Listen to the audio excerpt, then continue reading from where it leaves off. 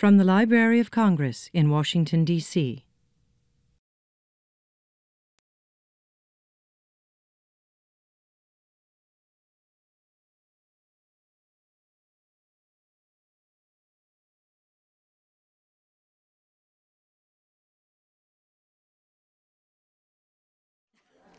Hello, I'm Gail Shirazi of the Israel Judaica section here at the library. Welcome to LC and to our program today on the Jüdische Kulturbund project, and excuse my pronunciation. And I'm going to just briefly talk about some upcoming programs. Our next one's on the 17th of November here in the Pickford.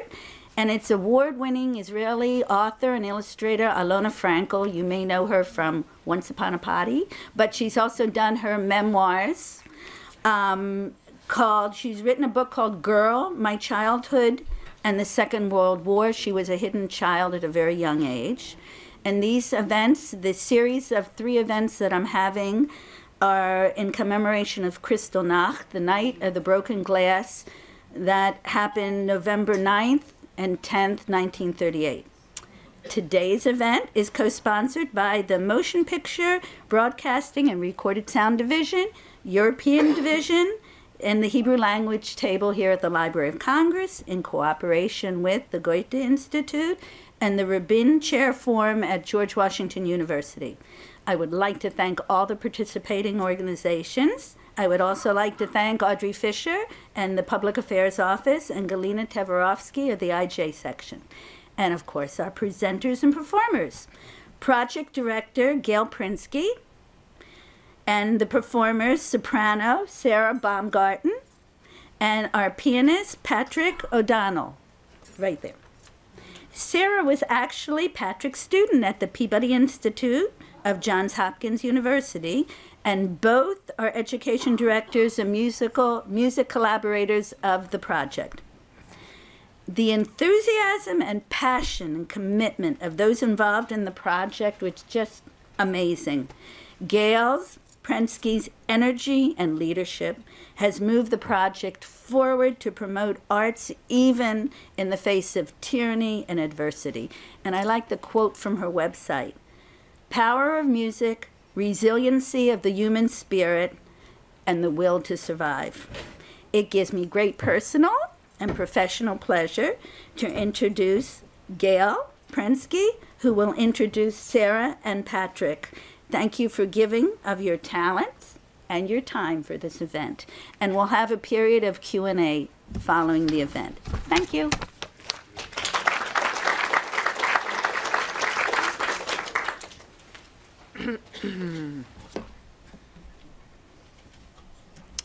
It is such a pleasure to be here. And thank you, Gail. She's been a champion of the project and really, really worked hard to bring us here. And I also want to thank the people from the IT department and the webcasting department to make sure all of this works for us. So I can't blame technology if I goof up, for sure. And a special hello to everyone that's watching this on the webcast, the artists and scholars and friends all over the world. Before I start the presentation about the Jüdische Kulturbund project, I just wanted to explain that today is a special format, that Sarah and Patrick will perform a few pieces, one before I start the presentation, one in the middle, and one to close it. So Sarah's going to come up here and talk about the first piece that they're going to perform, which is an aria, Mein Herr Marquis, and after she performs, they perform, I will begin. So come on over, Sarah.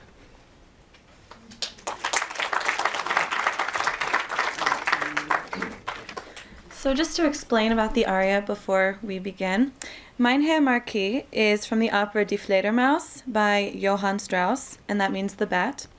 It was performed by the Kulturbund in 1935. And in this aria, the chambermaid Adele is pretending to be a world-famous actress. She is showing off her dainty hands and feet and perfect figure to her marquis to convince him that she isn't the maid that she actually is and reminds him of. And meanwhile, her master, Eisenstein, is the one dressed up as the Marquis, so it's all very confusing. Both are longing to be someone they're not, which I'm sure the Jews in Germany at that time could relate to, and which is why I suspect they put on this opera that year to comment on the political happenings going on around them, but also to allow the performers and the audience a chance to pretend that things were still all right for them, and with a little bit of humor.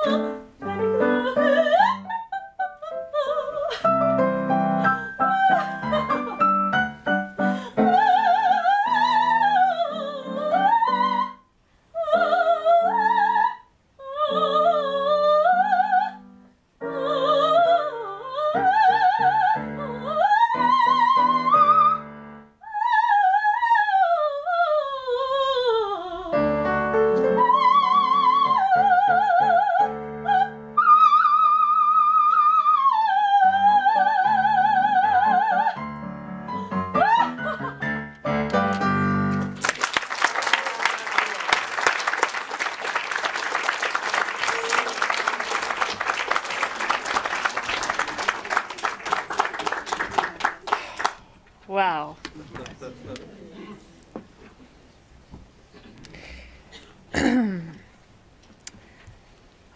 So, as I was saying, I am so pleased to be here today to share with you this presentation about the Jüdische Kulturbund project.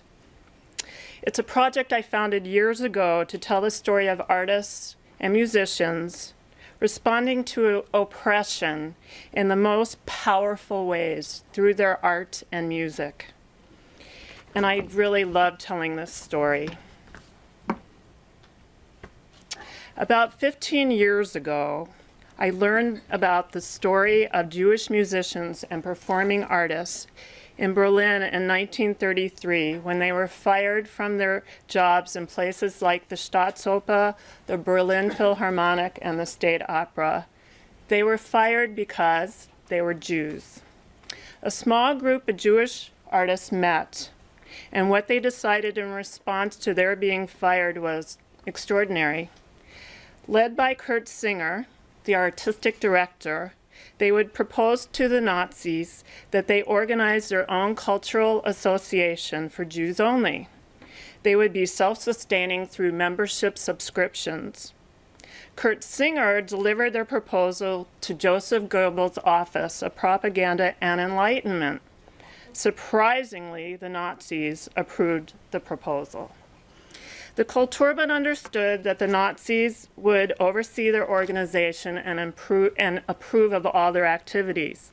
And so, in 1933, the Kulturban Deutsche Juden, the Jewish Cultural League of German Jews, was born. And in 1936, the Nazis told the Kulturban to remove Deutsche, German, from the organization's name, and so they became known as the Jüdische Kulturbund, the Jewish Cultural Association. Now, I just showed you a series of these pictures. They were actually painted by a young woman, a teenager named Charlotte Solomon, who is from a prominent Jewish family in Berlin, and her stepmother, Paula Lindbergh, was an opera singer in the Kulturbund. They sent her, her father and stepmother sent her to southern France where her grandfather lived to hide between 1940 and 43 when she painted hundreds of paintings about her life in Berlin. And some of them were of the Kulturbund.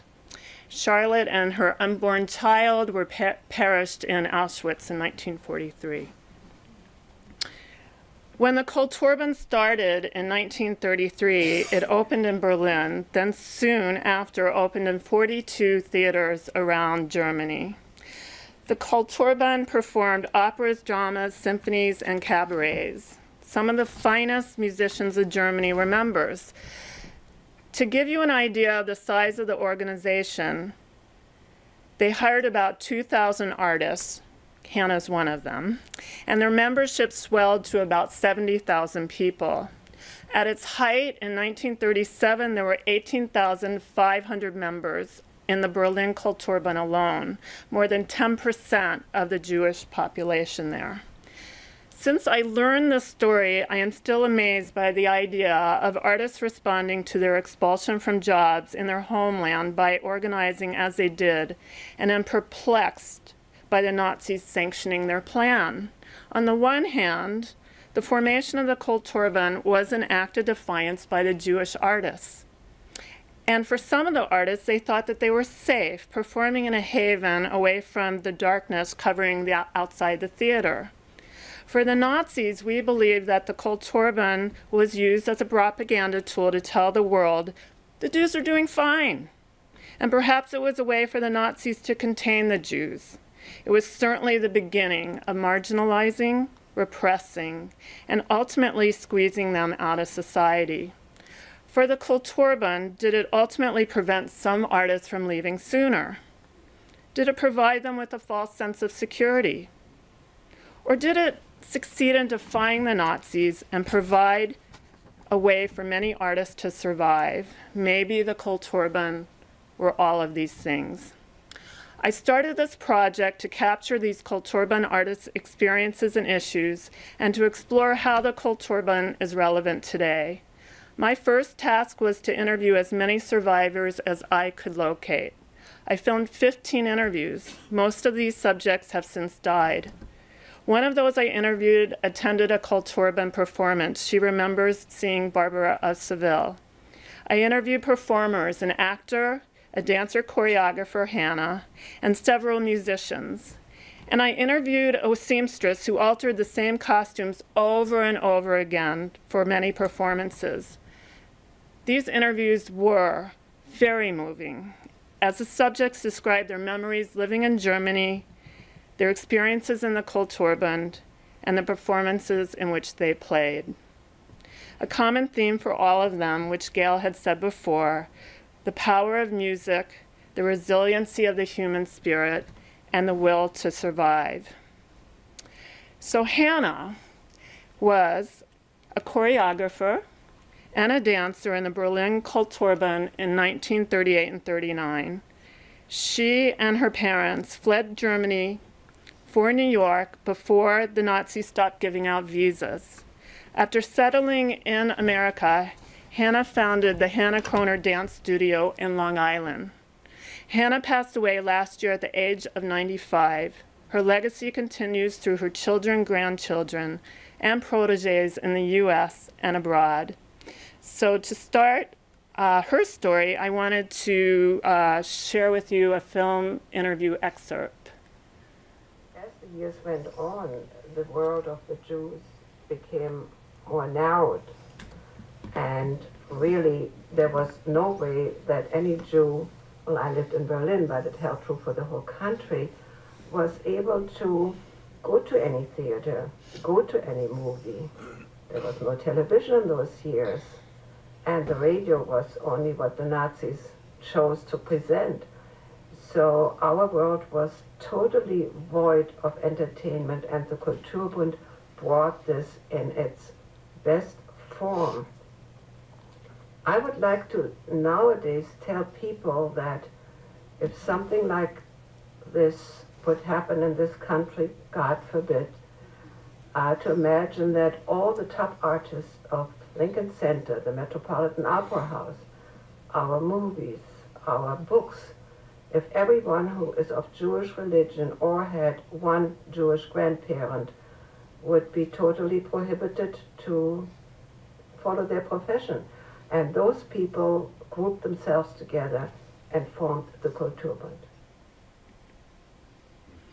Artists of the Kulturbund, like Hannah, impacted not just German and Jewish culture, but culture in other lands. I want to share some of these artists with you. I will also share video excerpts of contemporary concerts that represent some of the music the Kulturbund artists remember performing. I also want to add that for each piece shared with you, these music compositions tell stories and represent themes such as freedom, defiance, and resiliency. I can only guess that the Kulturbund selected them because of their significance, their meaning. Ernst Lehnert was an actor who joined the Berlin Kulturbund in 1933. Soon after Ernst joined the Kulturbund, he performed in their first production in October 1933 in the theater on Charlottenstrasse in Berlin. It was a play called Nathan the Wise, written by Gotthold Ephraim Lessing. Nathan the Wise is a story about religious tolerance among Muslims, Christians, and Jews in Jerusalem during the 12th century's Third Crusade. When the Nazis saw the performance, they shut it down, never allowing the Kulturbund to perform it again. In 1936, Ernst left for New York, where he met William Morris, the agent. Then he moved to Hollywood, where he acted and became a photographer, developing the first screen tests. His first client was Tony Curtis.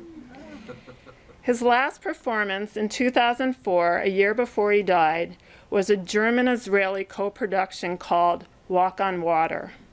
He called me when he got the part. He was so excited about the opportunity to be in a movie again. Imagine the irony, he said. I am playing, wait, a Nazi perpetrator. And we laughed. Yuri Teplitz was a flutist joining the Frankfurt Kulturbund in 1934. One of the first performances in which he played was Mendelssohn's Violin Concerto. It was a special piece because the German orchestras no longer played Mendelssohn. The reason that the orchestras did not play Mendelssohn is because the Nazis believed he was a Jew. While Mendelssohn's family were Jewish, he was baptized Christian. It did not matter, his bloodline was Jewish. I'm going to share with you now an excerpt of Mendelssohn's Violin Concerto. Anne-Sophie Mutter is on violin and Kurt Maser is conducting.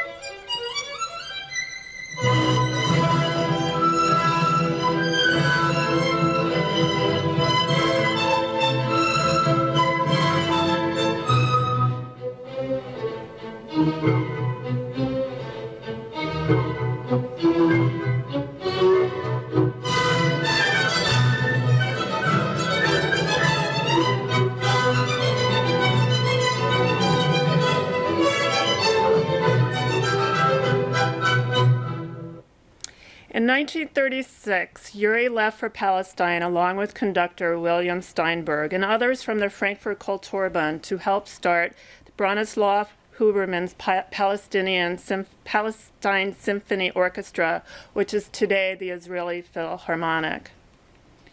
Margalit Waxman was the daughter of the founding artistic director of the Kulturbund, Kurt Singer. She attended many of her father's concerts and remembers in '36 when the Kulturbund began performing Yiddish plays and music. This was an extraordinary event. Up until that time, the Kulturbund played music by the great composers of Europe, Bach, Beethoven, Brahms, Schubert, Bizet, and Mozart. But in '36, the Nazis instructed the Kulturbund that they could no longer perform music or dramas composed by Austrians or Germans. They could play only works by Jewish or foreign composers. Beethoven, Mozart, and Haydn were out. Mahler and Mendelssohn were in. They needed to expand their repertoire, so they started researching and learning about Yiddish music and dramas, about which they knew little. One such piece was the liturgical song Sholem Aleichem. Here is the cantors performing Sholem Aleichem in Amsterdam's Portuguese synagogue.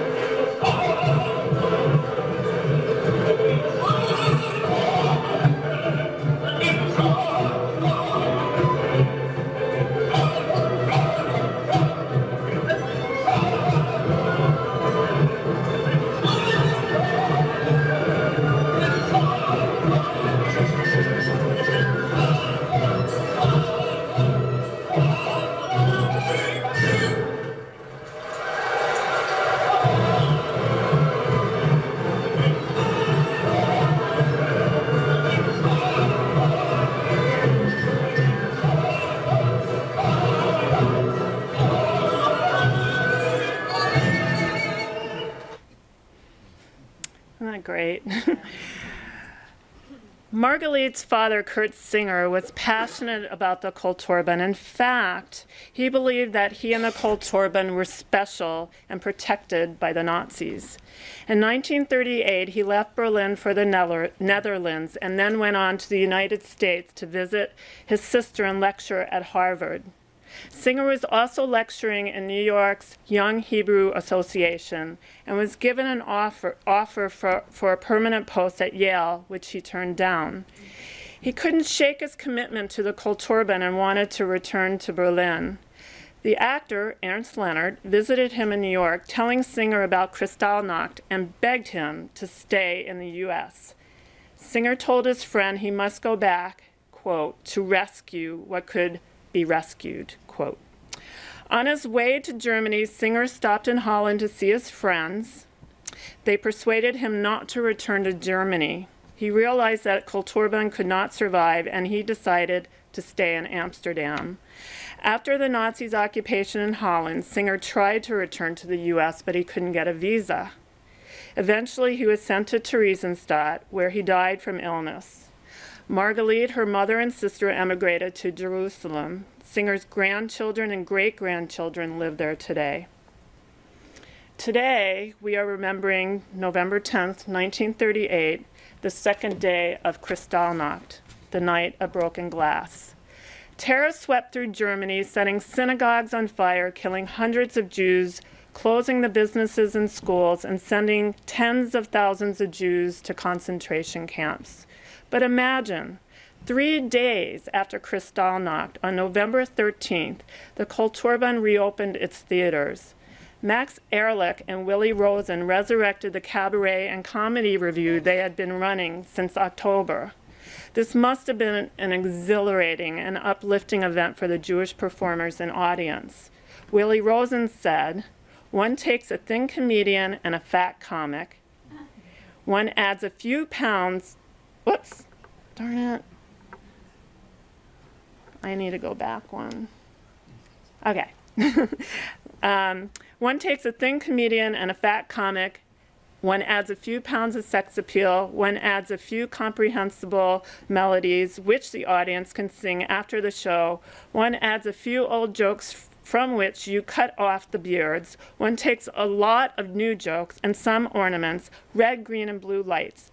Blend them all together, and the review is done. Hence, they named the cabaret and the comedy review Gemischte Kompott, which means mixed fruit cocktail. Now, Sarah and Patrick will do another performance for you, and this will be What Good Would the Moon Be? I don't know how you're going to say it in the other language, but it is a cabaret song written by one of Germany's great 20th century composers, Kurt Weill, who was a target of the Nazis early on, fleeing Germany in March 1933 for Paris. Come on up.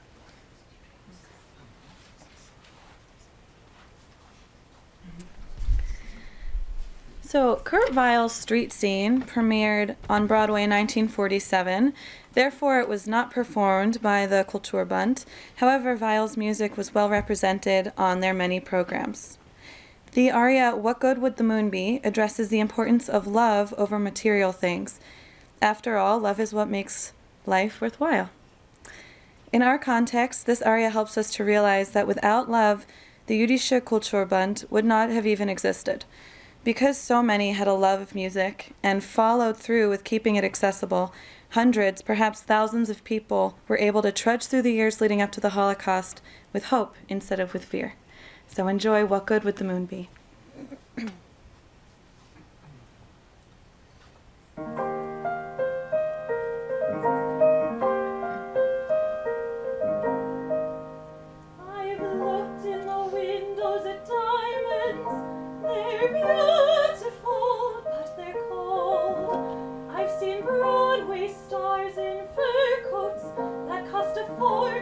So I'm told.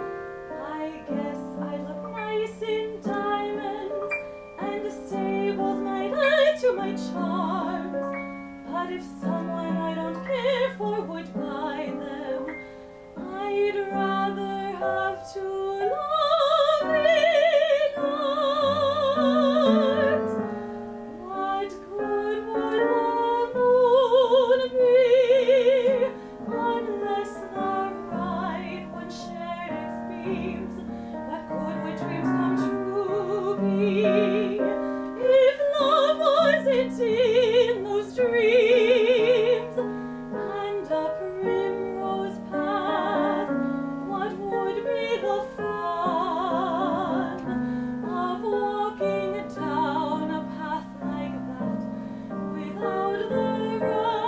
night one. What good would the night be unless the right lips whisper low, kiss me, oh darling, kiss me. Why the evening stars still glow. No, it won't be a primrose path for me. No, it won't be diamonds or gold, but maybe there will be someone who loves me, someone who loves just me. To heaven, to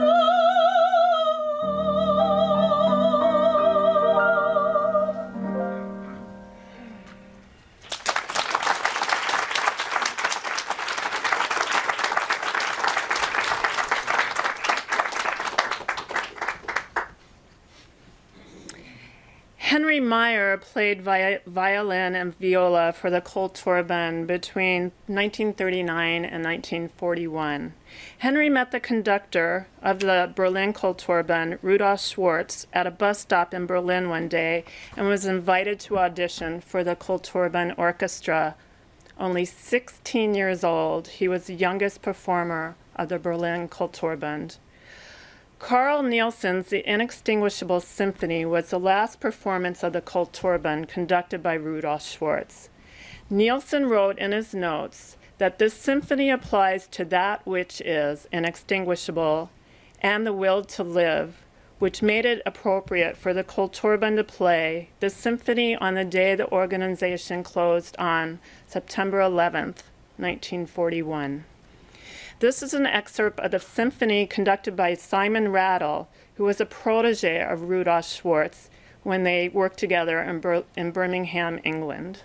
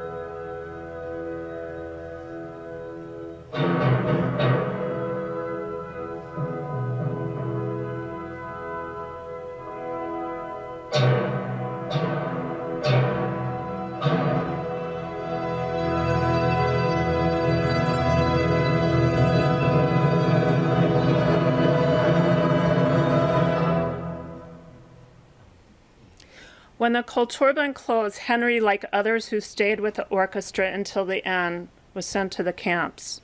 He barely survived Auschwitz. He came to the U.S., where he became a professor at the Cincinnati Conservatory of Music and was a founding member of the La Salle Quartet. While the Kulturban is a unique and little-known story about thousands of artists from one country who organized in response to the Nazis' oppression, repression, and near extinction, today's artists around the world also respond to their oppression through their art. Malika Sarabi is one of those artists who lives in India. She is an actor and dancer, an activist, or what she likes to call herself, an artivist. Malika is a champion working with those cast aside called the untouchables and fights for the rights of the underdogs through her performance, art, and other activities for which she has won many honors in India. Here is a sample of an interview that I did with Malika in 2014. Artists have continued their work either as protest or just to say, we do not accept what is happening. And the early Jewish artists during the Nazi regime with which this project started were doing that. They were saying there is a beauty in music that goes beyond the ugliness of the world around us. Beyond that, today artists in many different regimes are actually using their art to protest against the government in much more open ways.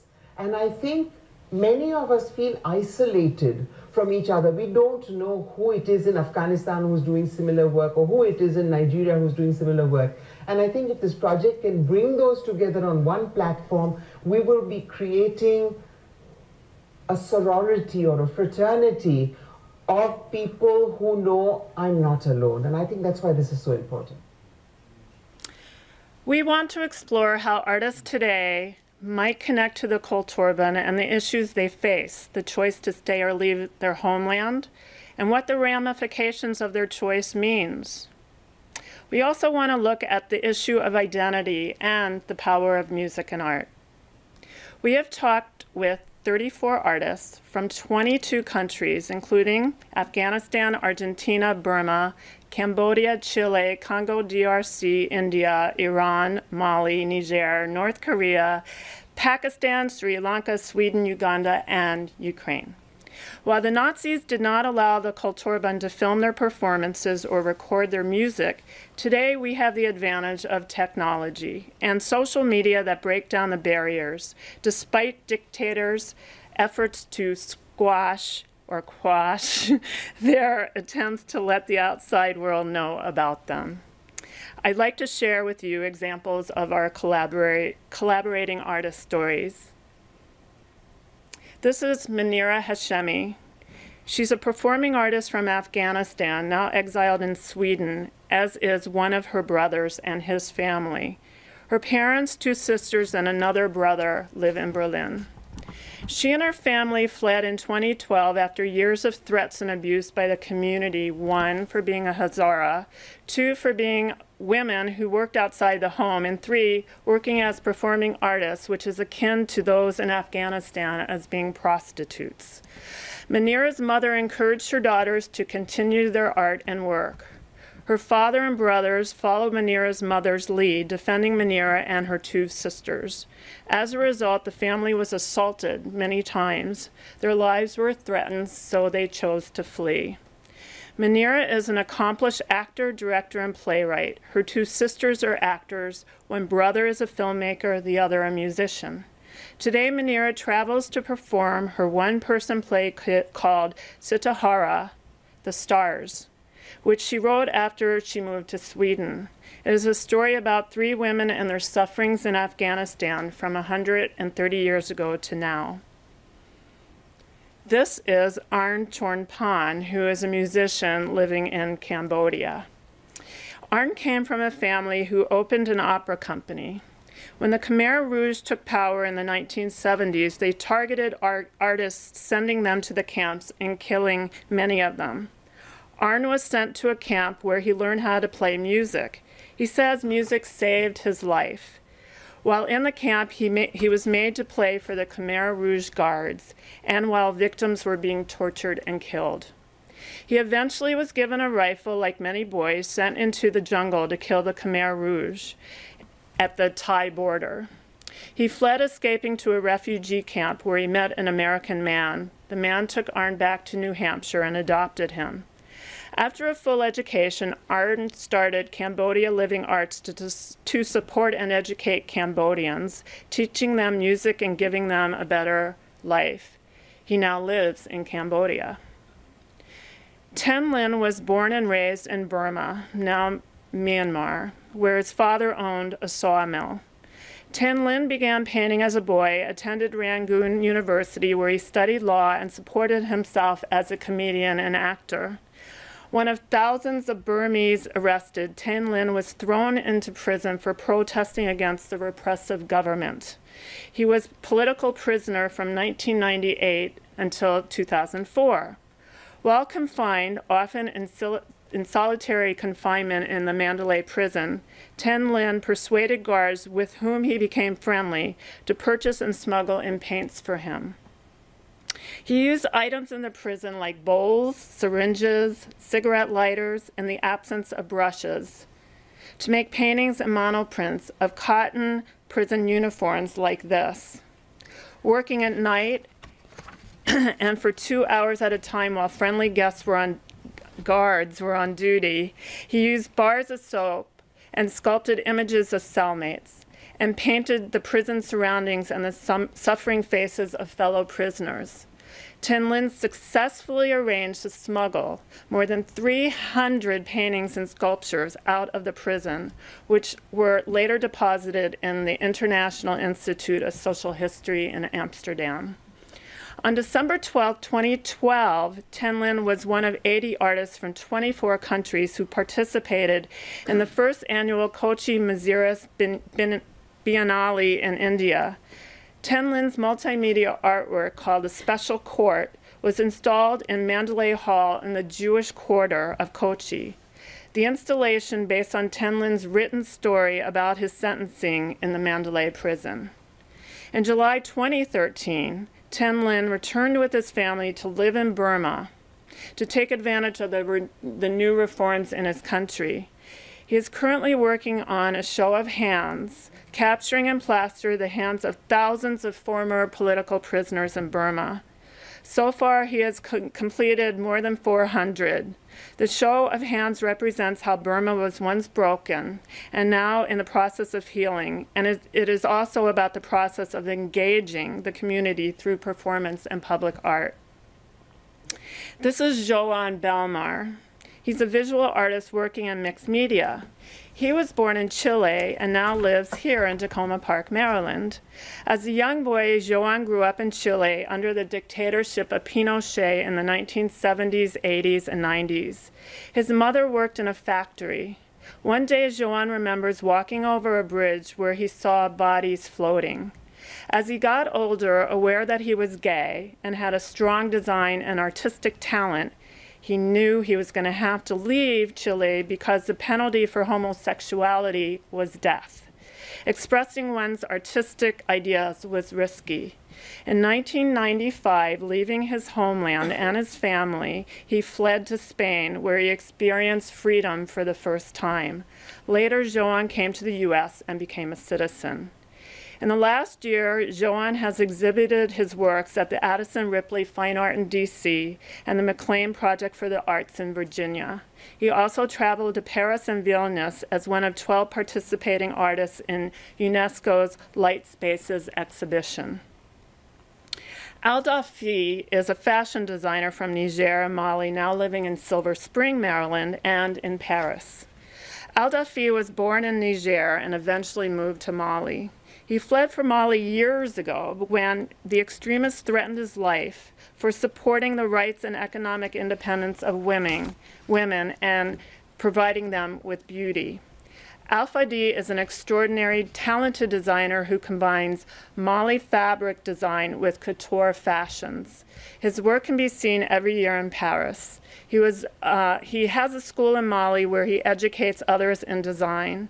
And with the assistance of UNESCO and other organizations, Alda Fi has started his own initiative to build a university of fashion in Niger, for which the government is providing him land.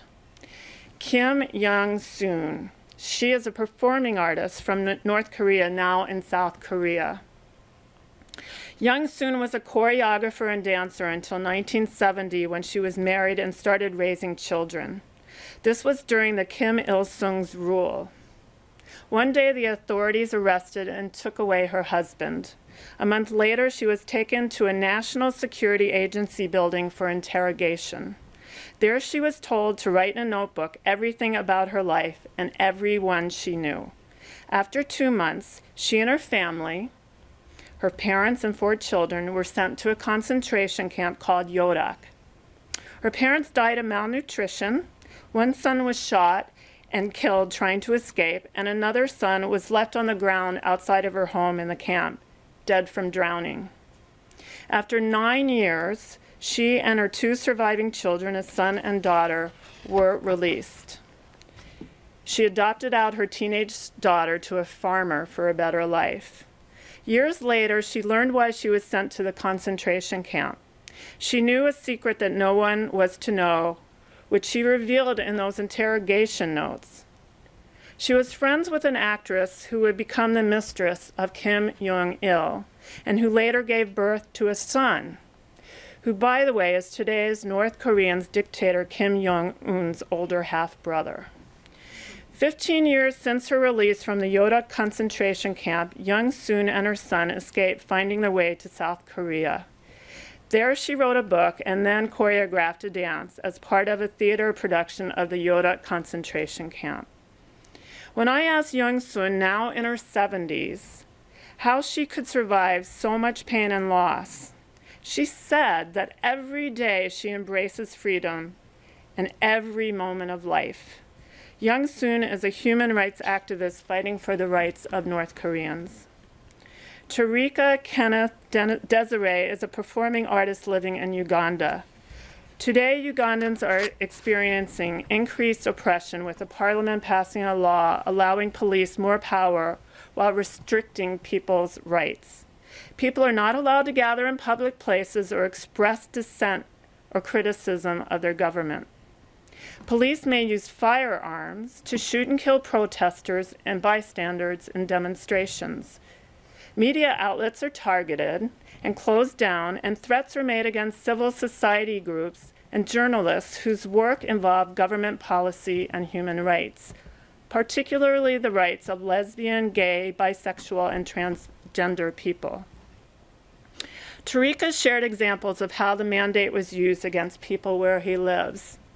In June 2010, Tarika was part of an audience that was watching some documentary films in the Watoto Church about human rights when police targeted the church and raided it, blocking the screening of a film about the trial of prominent leaders of the defeated Nazis in Germany after World War II. In October 2012, The State of the Nation, a production by a local playwright, John Sagawa, was deemed incisive and a threat to patriotism because it highlighted critical issues like corruption and the governance in Uganda. The play was banned immediately after its premiere. Tarika is a professional dancer and choreographer, as well as founder of the Yada Convicts Dance Company. Started in 2006, Yada Convicts' mission is to transform society through dance. Through dance, performances communicate and educate the audiences about the things that affect society. And in Uganda, there is so much to say. We are asked a lot about what the Jüdische Kulturbund project is doing with all that we have learned about the Kulturbund and today's artists. Well, I'd love to share some of what we're doing. In collaboration with an extraordinary creative team and support of scholars and advisors, we are producing Playing for Life, Art Under Tyranny, a multimedia play we hope to premiere in DC. The production brings together characters based on the Kulturbund and current-day artists, musicians, actors, and dancers that magically meet on stage through time and space.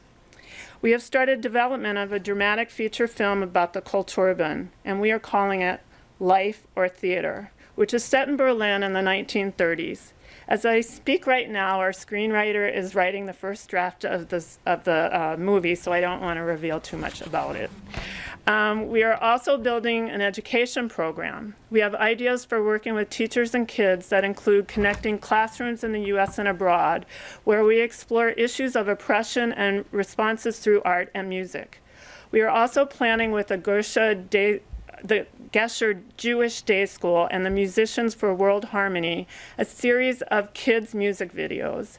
And we have an idea for a book and exhibition that features profiles of our artists and children's response to the artist's story through their written word, visual art, and music.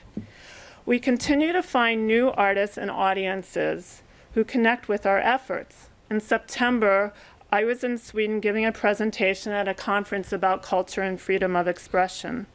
While there, for a couple of weeks, we filmed Hedda Kraus.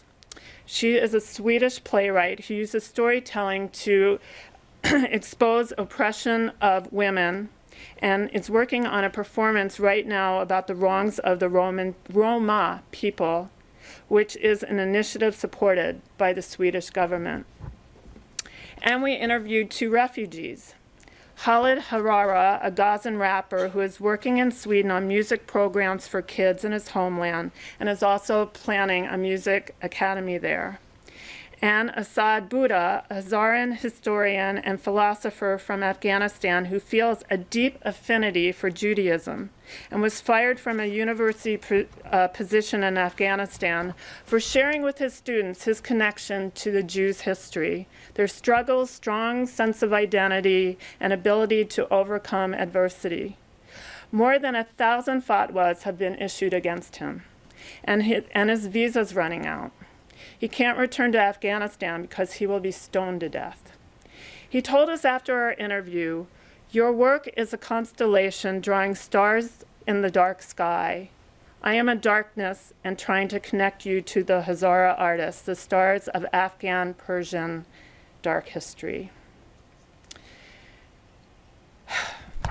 Through all of our various efforts, we will tell you the story of the Kol Torban and those of today's artists, and how they respond to living under oppression, spanning the time from 1933 to the present.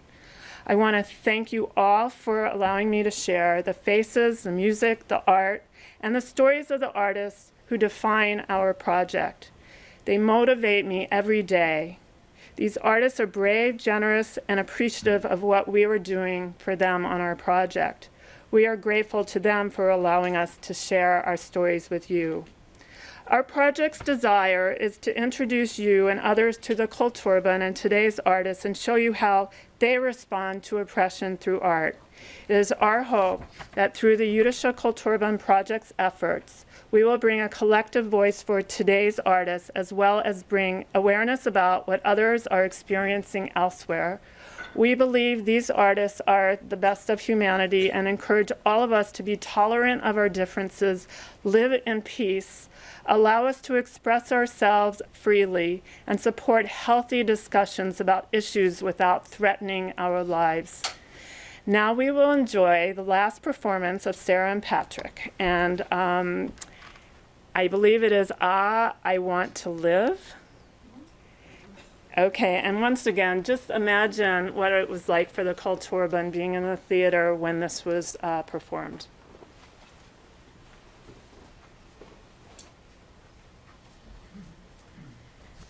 This last aria is from the French version of Gounod's Romeo and Juliet, and the French title is Ah, je veux vivre, and the English, like Gail said, is Ah, I Want to Live. This was performed by the Jüdische Kulturbund in 1934, the entire opera. The first few words are, Ah, I want to live in this dream that intoxicates me to this day still. In our context, the Jüdische Kulturbund was keeping that dream alive in the lives of the German Jews by creating an organization that allowed Jews to perform and experience art and beauty through music when danger would be lurking at every corner. It became a safe haven when things started to get ugly. And in this piece, Juliet is about to attend her birthday ball. But while she is excited for her party, she's terrified of the future and growing up, of possibly falling in love or being forced to marry a man that she doesn't love. She is afraid to leave her happy childhood behind for an uncertain future, just as many Jews in Germany were reluctant to leave their former lives behind. This aria also speaks to the millions of people around the world today who are living in oppression, who just want to choose love and happiness. Enjoy Ah, je veux vivre.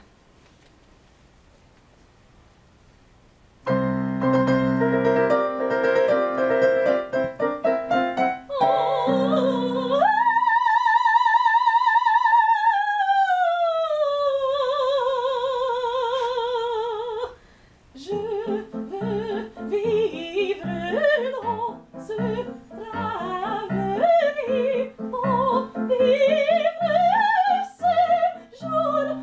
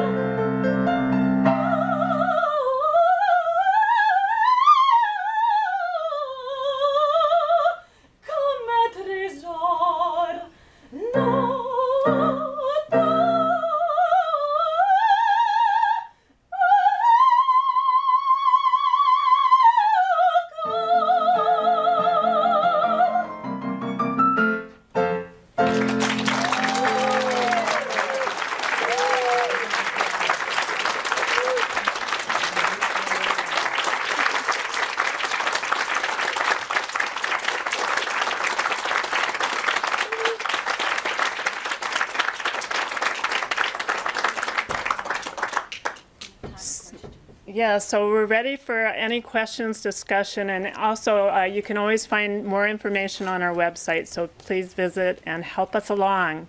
Anybody want to ask anything, talk about? Yes. Repeat the question. That was wonderful, but it seems that the Kulturbund was well documented as far as what was performed by who and when. When you got interested in this, where were you able to research this organization? I imagine that a lot of stuff must have scattered to the wind. Where are the primary sources today?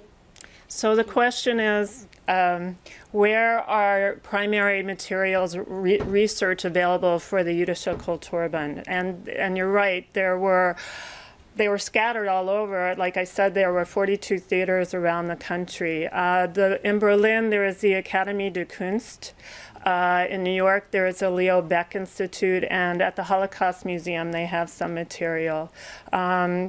The people that I interviewed, they kept material as well. At the Akademie der Kunst actually did an exhibit, and they have a catalog where they have a listing of all the repertoires that the Berlin Theater performed. So it's very helpful to us. But they did not record, so there are no audio, sound, or film recordings. So that's why I use these excerpts to show the performance piece. Just a follow-up, so that the people who are still living who participated, is there any effort to acquire their materials?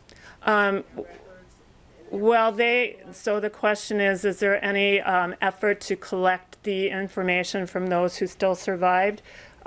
Most of them have since died, but the archives, for instance, in Berlin, they have given material to them and at Leo Baeck, and people want my interviews, so eventually I will be sharing those with the archives. Yes? Maybe as a follow-up to her question, but is there an official archive for this, or is it pretty much? So is there an official archives for the Kulturbund? Right. So the Akademie der Kunst in Berlin has a Kulturbund archives as part of their large archives. And you can search on there in the Leo Baeck, you can search for Kulturbund. And so they do have a portion of their archives devoted to this. Anyone else? Yes? How did you locate the survivors? How did I locate the survivors? So a few different places. I put actually an ad in the Forward newspaper, and I got a lot of response through them. Ernst Leonard heard about what I was doing in Germany, and he called me up and then invited me to Berlin, where we went, and I visited with him a number of times in his apartment. And word of mouth, really. Oh, and the Shoah. They were doing a pilot for digitizing their archives, and they gave me a grant and sent me out there to search, and I found some people that way too. Oops. Anyone else? Yeah, Amanda? How did Sweden get into your picture? So thanks for asking. The question is, how did Sweden get involved in our project? Joanne Sherman, who is the producer of Bond Street, I met her at a conference and told her about the project, and I was looking for a current day artist. And she told me about Manira Hashemi, who I introduced to you earlier, an Afghan Hazaran performing artist. And so she gave me the contact to Manira, and we did an interview with Manira and her brother over Skype while they were in Sweden.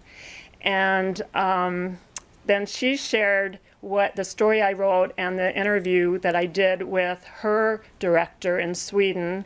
And then they came to New Jersey to show their performance at the Brunswick Theater. And we met after that. And then I was invited to come. And they are very, very interested in working with us. When we were in Sweden, we met with the CEO of the Riksdaler, who was embracing our efforts, and they are looking forward to receiving our script for the play and to expanding with us our education program. And we're really excited to be working with them. We met at the with the cultural attaché at the Swedish embassy, who was very encouraging. So we're going to begin those efforts very soon. They had a project of their own, or you brought it to them? I brought, yeah, thanks for that. Yes, I brought it to them. I'm interested in your patrons and your funding. Do you get governmental grants? Do you get just private patrons? Thank you for asking about how we get support.